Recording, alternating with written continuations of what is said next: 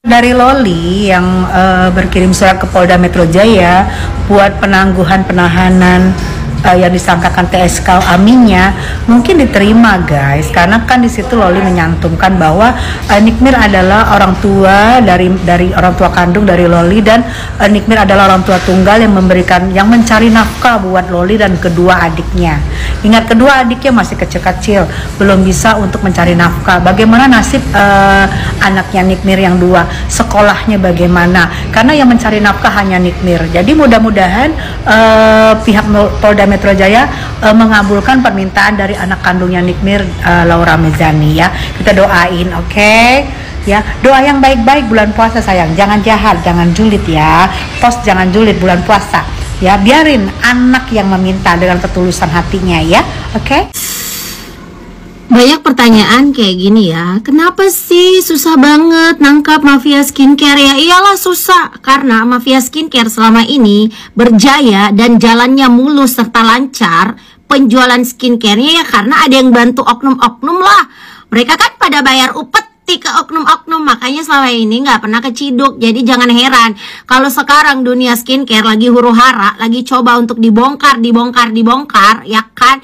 Terus ada dugaan penyuapan lah, terus ada yang dugaan pemerasan lah, ya wajar lah karena banyak pihak yang mau untuk sama-sama cari duit. Kemana? Ke para mafia skincare lah. Jadi kalau mafia skincare itu susah untuk ditumbangkan ya jangan heran, karena pemenangnya masih si pemilik duit. Jadi sekarang paham kalian sekarang, karena yang menang itu ini say.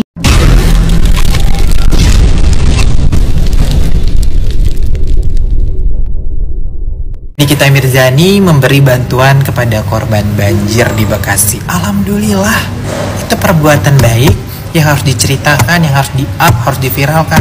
Bukan kejelekan beliau, bukan aib beliau yang diomongi ke sana sini. Macam hidup kamu udah bener aja. Belum bener kan hidup kamu? Coba Gio tanya sekarang, udah bener gak hidupnya?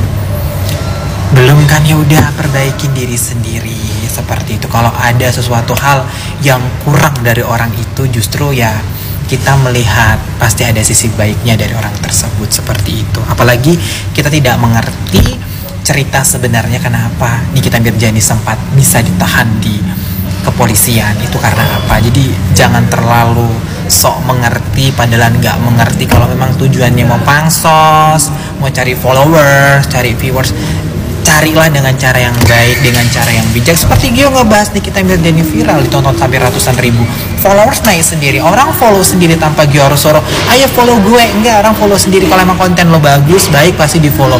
Mungkin kalau konten lo nggak bagus, di follow orang itu berarti akun buzzer ya, akunnya nggak bagus gitu ya. Pokoknya ya kita harus bisa belajar dari Nikita Mirzani bahwa dia seorang janda anak 3 tapi bisa menginspirasi banyak orang seperti itu. Karena menjadi single mom itu nggak mudah, menghidupin 3 anak dengan lika-liku dunia selebritis yang tentunya banyak tikung menikung.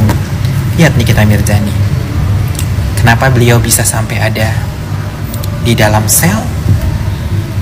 Kalau kita yang ngikutin pasti ada yang janggal, yaitu berhati-hati dalam bersosial media. Gerak-gerik Nikita Mirzani terbongkar, ahli mikro ekspresi ada ketakutan. Baru-baru ini, nama artis Nikita Mirzani menjadi sorotan usai dirinya ditahan di Polda Metro Jaya bersama asistennya Mail Syaputra. Penahanan Nikita Mirzani merupakan buntut kasus dugaan pemerasan dan tindak pidana pencucian uang atas laporan Dr. Reza Gladys. Kasus ini diketahui bermula ketika Nikita Mirzani menjelekkan nama baik Reza Gladys. Ia bahkan memberikan ulasan negatif terhadap produk skincare yang diproduksi sang dokter melalui siaran langsung di TikTok pribadinya. Jadi, bagaimana tanggapan kalian? Tinggalkan komentarnya di bawah.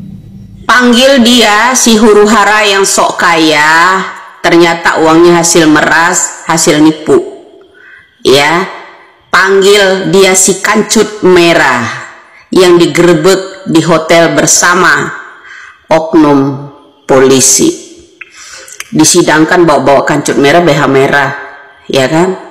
Udah gitu di ELC mewek-mewek, ya kan? Nah, mana orang dulu yang pernah saya siaran langsung bilang sebaliknya, Kalau Anda mau penjarakan Widya, malah sebaliknya. Inilah hadiah bulan Ramadan ini. Ya, sebaliknya. Yang orang-orang sok, mana siapa yang bisa penjarakan kita? Buat gua, semoga Allah Subhanahu wa Ta'ala itu memenjarakan orang yang sangat sombong di negara Indonesia ini, yang selalu bikin huru-hara di negara ini, yang selalu merendah-rendahkan orang-orang kecil, selalu teriak orang miskin nggak punya duit, tembok jamuran, hordeng compang-camping, mulutnya yang compang-camping saat ini. Mudah-mudahan ya Rob, lebih dari penjaranya itu lebih dari 20 tahun. Mana kesombongan, orang sombong paling sombong di negara ini nih ya, yang seperti inilah ya, yang teriak-teriak sekali sembur kena lo sama gue tuh, rasain. Sekarang lo yang kena. Ucapan-ucapan lo yang selalu merendahkan orang itu, orang sombong yang selalu menghina-hina orang, Peggy Setiawan, gua, terus orang-orang lain ya, teriak-teriak yang sok paling berduit, yang selalu bilang polisi yang mana bisa tangkap gue. Emang kalian punya duit? Duit bisa apa? Ya kalau salah ya tetap salah seharusnya. Oknum lo dulu nggak selalu dukung lo ya. Contoh si Abang Sambo ya, Abang Sambo dulu contoh ya. Harapan gue mudah-mudahan ya lebih dari 20 tahun. Selanjutnya, Dr. Reza Gladys diketahui mempunyai itikat baik untuk bertemu dengan Nikita Mirzani dengan menghubungi asistennya Mail Syahputra. Namun, ia justru menerima ancaman bahwa pihak Nikita akan mengungkapkan ke publik jika silaturahmi tersebut tidak menghasilkan uang. Sebelum ditahan, diketahui Nikita Mirzani diperiksa dan dicecar hingga ratusan pertanyaan oleh penyidik. Setelah itu baru Niki ditahan. Penahanan Nikita Mirzani oleh Polda Metro Jaya pada Selasa 4 Maret 2025 menjadi perbincangan di media sosial. Artis kontroversial ini ditahan bersama asistennya Mail Syahputra setelah ditetapkan sebagai tersangka dalam kasus pemerasan terhadap dokter kecantikan Reza Gladys. Penahanan ini dilakukan untuk 20 hari ke depan menambah daftar panjang masalah hukum yang pernah menyeret nama Nikita Mirzani. Jadi, bagaimana pendapat kalian? Silahkan tulis komentarnya di bawah. Sepertinya pikiran kalian itu benar-benar udah dicuci gitu. Di screenshot ini tuh jelas loh bagaimana cara mereka ini, oknum-oknum ini memeras korbannya. Dan ini adalah korban yang ketiga ya, yang udah berani speak up. Kita nggak tahu gitu ya korban-korban yang lain. Ini aja deh contohnya satu, si Cindy Samuel ya, yang udah jelas-jelas menjual produk skincare yang mengandung haki. Itu kenapa sekarang bisa aman? Coba, kenapa?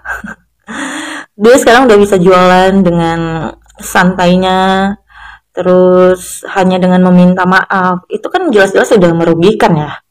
Tapi kenapa kok malah sekarang itu akrab gitu sama si dokter detektif, terus aman-aman aja tuh, nggak pernah disenggol lagi sama si NM, sama si dokter O.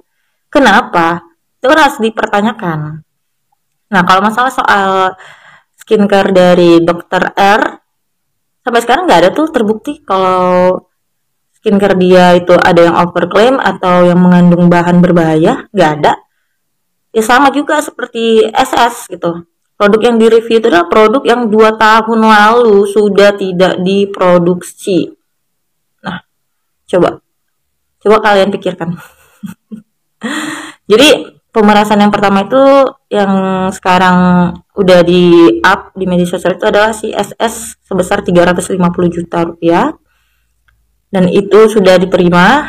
Terus dokter Reja sebesar 4 miliar dan itu uangnya juga sudah diterima. Nah, yang baru-baru ini sekarang itu adalah si Davina yang sekarang udah speak up itu sebesar 15 M. Tapi nggak tahu ya itu udah diterima atau enggak. Tapi bukti screenshot chatnya itu memang benar adanya kalau si NM ini meminta uang tersebut. Yang terakhir, yang menjadi sorotan kali ini bukan hanya kasus hukumnya, tapi juga ekspresi wajah dan bahasa tubuhnya saat digiring ke tahanan. Seorang ahli mikroekspresi, Dodi Triasmara, mengungkapkan bahwa ada tanda-tanda ketakutan yang jelas terlihat dari gerak-gerik Nikita Mirzani. Ia menyoroti kebiasaan Nikita Mirzani yang mengibaskan rambutnya yang terlihat berkali-kali selama momen tersebut. Menurutnya, kebiasaan ini bukan hanya refleks biasa, akan tetapi menunjukkan usaha Nikita Mirzani untuk menutupi rasa cemasnya. Hal ini semakin diperkuat dengan ekspresi wajah yang tidak menunjukkan kebahagiaan sejati, meski ia berusaha tersenyum. Selain itu, perubahan pada pupil mata dan hidung Nikita Mirzani juga menjadi indikasi bahwa dirinya tengah berada di tekanan yang sangat berat. Jadi, sampai di sini bagaimana tanggapan kalian? Tinggalkan komentar di bawah sebanyak-banyaknya. Saya dari channel YouTube Segudang TV, pamit. Sampai jumpa.